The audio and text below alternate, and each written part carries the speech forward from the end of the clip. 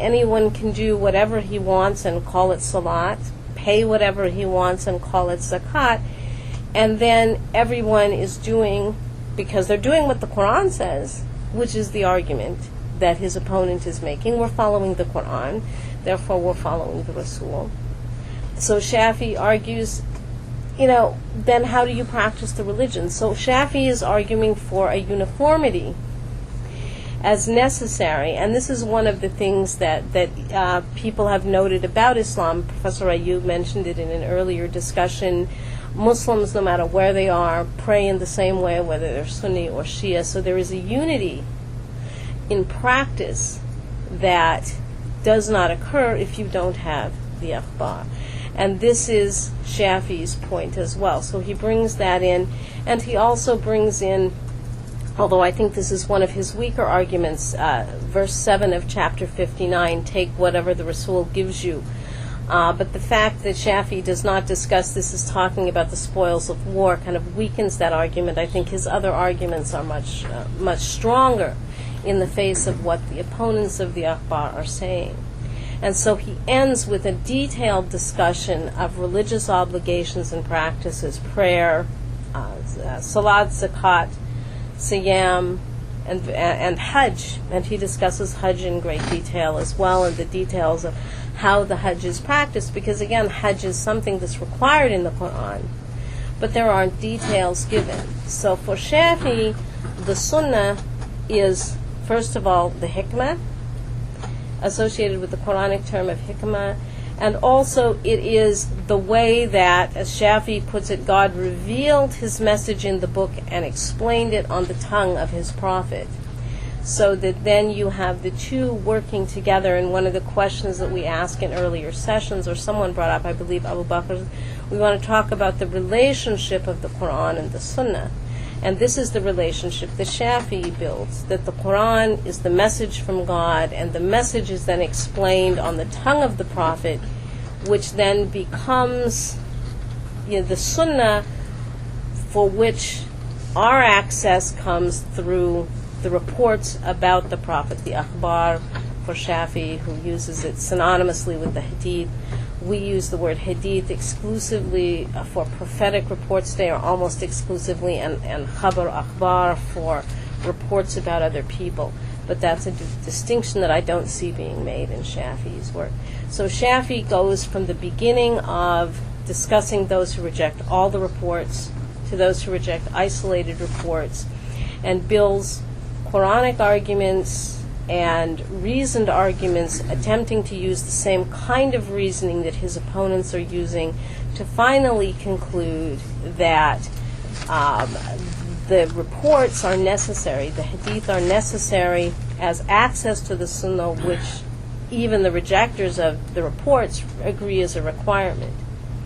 And that's how he builds the discussion. And as I said, I see that being the same arguments that Muslims use today. If anyone has ever followed any of the debates on the internet between the rejectors of hadith and the supporters of hadith, the authority of the hadith, you see exactly these same themes being argued, which is what the third part of my book does, is look at all of the modern day opponents of the hadith in the last 30 years and the arguments that they make, and we see echoed in these same arguments today exactly what was being discussed by Shafi 1,200 years ago.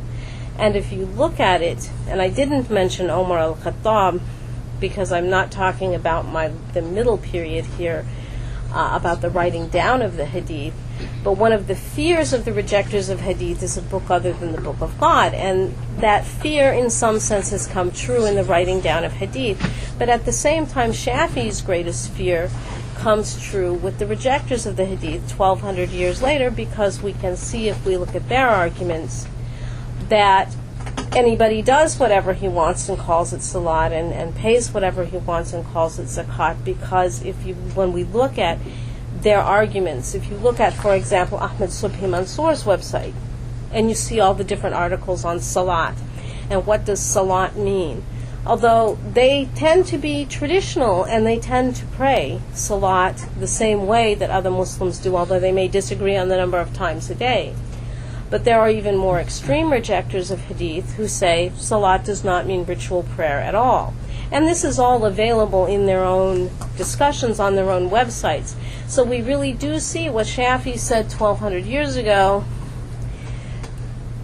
Today, when we look at, we don't have any of the arguments from rejectors of Hadith in Shafi's period. We only have what the supporters of Hadith like Shafi are recording of their discussion. Today, we have the arguments available to us from people who actually reject the Hadith. We don't need to rely on anyone else's discussion of what their point is. But we see in these discussions of Salat and some of the groups that reject the Hadith, you see this very thing that Shafi was talking about.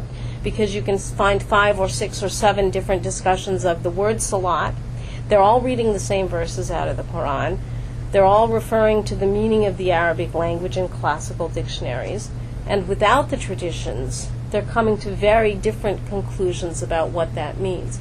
So Shafi's prediction 1,200 years ago remains true today. So his influence, and his influence on Muslims, because if you look at Muslims who are defending the need for Hadith, you see them making Shafi's arguments, using the same Quranic verses, using the same rationale, using the same ideas. And so this is why I say Shafi is the earliest and most influential. Certainly other people may have argued it earlier. If they did, we don't have their works. So when I say earliest extant works, that leaves room for other works that we don't have. But this is why I see Shafi as the real bedrock, Shafi's arguments as the real bedrock. Okay, thank you so much. Thank you very much. Jazakallahu khair. Alhamdulillah.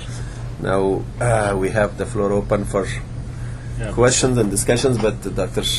Before we go into that, I would like, on behalf of all of us here, on behalf of Triple IT, to welcome Dr. Saeed Iqbal, who is visiting the area and is coming to share with us the last day. It's the last day of our summer institute for scholars. Thank you very much. It's a pleasure being here.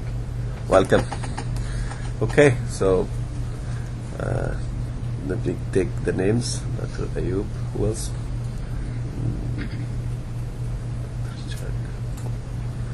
Farhan Chak. Anybody else?